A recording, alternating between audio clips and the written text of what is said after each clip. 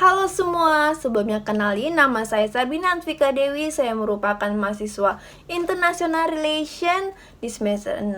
Dan juga di video kali ini saya ingin menjelaskan mengenai pendapat saya dan juga penjelasan saya mengenai video yang sudah saya lihat dengan bertemakan lingkungan, yaitu dengan berjudul Ketahanan Energi yang Berkelanjutan di Indonesia, yang dibawakan oleh Revi Kunaifi selaku Project Development di Indonesia. Jadi, Revi Kunaifi merupakan Direktur Aku Energy dan dia juga menjelaskan mengenai proyek dia, yaitu IPP atau Independent Power Producer. Yang mereka lakukan adalah membiayai, mengembangkan, membangun, dan menjual listrik kepada masyarakat, atau masyarakat bisa membeli listrik tersebut kepada Aku Energy.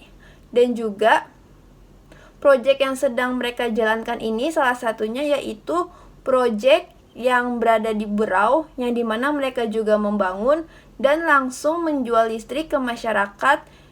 Dan juga mereka mengatakan hal ini bisa dikatakan sebagai Aku Energy merupakan mini PLN. Dan juga IPP sendiri sudah berada di 15 negara dengan total portofolio 1000 megawatt. Dan juga untuk di Indonesia, mereka sudah mempunyai portofolio sebanyak 400 watt. Dan dalam development ini, dan mereka juga sudah menyediakan satu proyek yang sedang dalam konstruksi, yaitu sejumlah 1,5 megawatt. Dan target mereka di Indonesia untuk 5 tahun ke depan dan diperkiraan untuk tahun di 2022 adalah dibangunnya sampai 1100 megawatt.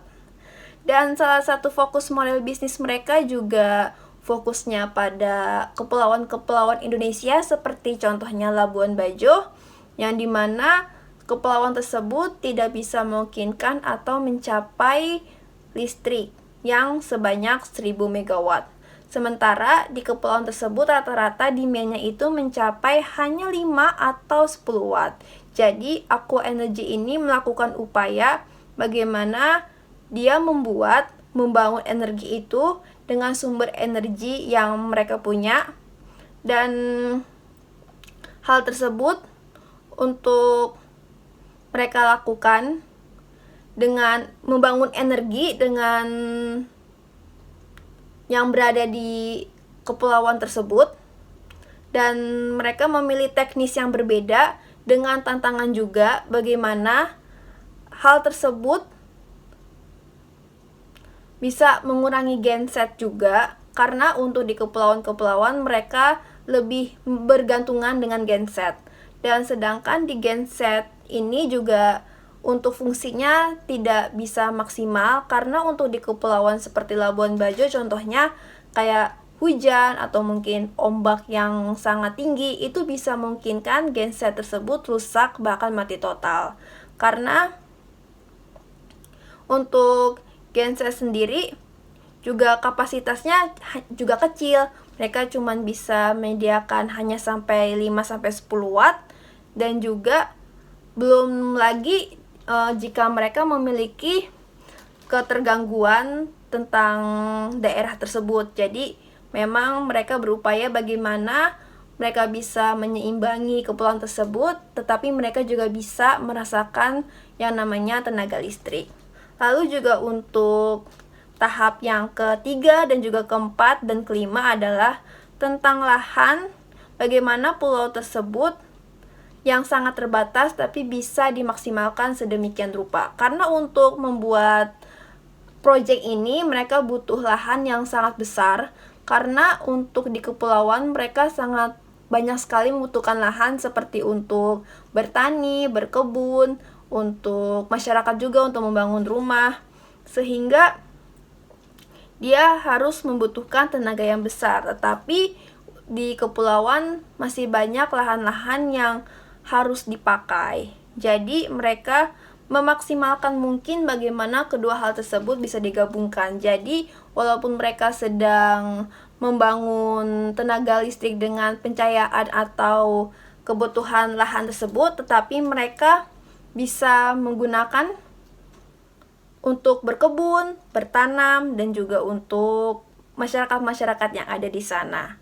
Lalu dengan adanya agriculture juga bisa, yang tadi sudah saya sebutkan sebelumnya, bisa mengkombinasi antara energi produksi dengan aktivitas agriculture, dan mereka berusaha untuk mencarikan solusi tentang bagaimana hal ini bisa tersampaikan. Dan juga bisnis ini merupakan tantangan yang sangat besar, terutama untuk di negara Indonesia, karena juga mereka inginnya fokus terhadap, selain kepulauan-kepulauan, mereka ingin fokus terhadap desa-desa yang dimana akses listrik tersebut sangat terbatas. Sekitar 12.000 daerah di Indonesia yang tidak dapat mempunyai listrik yang cukup. Lalu juga ada rasio di tempat-tempat terpencil di timur itu termasuk masih sangat rendah, sekitar 50-70%.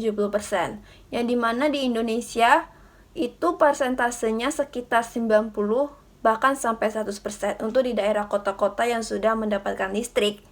Jadi hal ini masih tertinggal jauh antara daerah-daerah 12.000 itu dengan daerah perkotaan. Jadi mereka fokus pada daerah yang masih tertinggal. Lalu masalah selanjutnya adalah APBN di PLN tidak bisa menyanggupi pembayaran, dan juga untuk memenuhi bagaimana desa-desa yang tertinggal itu bisa cukup untuk mendapatkan tenaga listrik. Lalu juga di tahun 2003, Indonesia sudah mengimpor banyak sekali minyak, tetapi Indonesia sendiri juga tidak akan kaya dengan minyak. Jadi ya memang sebanyak 8.500 barel per hari dan konsumsinya ada di 1,6 juta, ya jadi kita tidak bisa memenuhi kekayaan minyak tersebut karena ya memang kita fokus minyak itu terhadap sistem impor. Lalu juga untuk Indonesia, lahan dengan ukuran 1 meter persegi sudah cukup memenuhi kebutuhan listrik satu orang. Jadi satu keluarga itu sudah cukup sekitar 15 meter. Karena rata-rata juga perumahan itu 15 meter sudah cukup untuk satu keluarga. Jadi memang untuk kedepannya mereka bisa mandiri untuk memasangkan energi listrik dari sistem solar atau dari sinar matahari. Lalu juga Aqua Energy baru saja mereka sukses menjual harga sekitar 6 sen atau sudah lebih rendah dari harga solar sebelumnya, karena dulu harga solar itu bisa mencapai $80 atau 8 sen. Berarti sekarang solar sudah menjadi harga sebanyak 6, yang dimana hal tersebut sangat menguntungkan. Dan juga Aqua Energy juga sangat yakin sekali untuk kedepannya harga solar bisa menjadi lebih murah, dan bahkan orang-orang tersebut bisa menggunakan tenaga listrik dengan solar atau energi matahari. Lalu juga apalagi jika kita pikirkan untuk gas dan juga minyak atau batu bara, itu memang untuk beberapa tahun ke depan, bahkan sampai 20 tahun ke depan itu kita tidak bisa memprediksi. Sedangkan untuk solar dan juga matahari itu kita bisa mudah mendapatkannya, dan juga bahkan untuk tenaga matahari kita bisa menggunakan dengan sukacita atau gratis. Lalu juga mereka membuat greenhouse di kepulauan yang dimana di bawahnya itu mereka membuat pertanian organik dan atasnya tetap diproduksi solar panel. Lalu mereka juga menunjukkan salah satu proyek mereka, yaitu greenhouse yang mereka buat di Madagaskar di dekat Afrika. Bagaimana di kepulauan mereka bisa mengkombinasikan semuanya dengan bantuan clean energy product dan pembudayaan masyarakat. Dan mereka membangun solar panel di negara dengan memanfaatkan lahan bangunan luas, Lalu yang menjadi pekerja juga merupakan tahanan narapidana, karena kebetulan greenhouse ini dibuat di dekat penjara, sehingga mereka memanfaatkan lahan juga, dan juga memanfaatkan narapidana yang sedang di penjara. Dan juga tahanan narapidana ini bisa sambil menyiapkan diri untuk diri mereka supaya nanti ketika mereka bebas, tidak terjerat tahanan lagi, mereka bisa melanjutkan kehidupan mereka di luar sana dengan hal-hal yang baik. Lalu juga yang terakhir, mereka juga menjelaskan mengenai bukan hanya solar saja yang mereka bikin dan energi matahari, tapi sewaktu-waktu mereka menggunakan baterai untuk istilahnya cadangan mereka ketika solar sedang habis. Lalu juga yang terakhir lagi adalah mereka memberikan solusi, yaitu dengan Enbridge by system. Enbridge by system karena ya memang sebutannya menurut saya lumayan susah. Jadi mereka menggunakan solar PV, genset, dan listriknya dipakai untuk masyarakat. Dan ini merupakan konstruksi terbesar di Indonesia.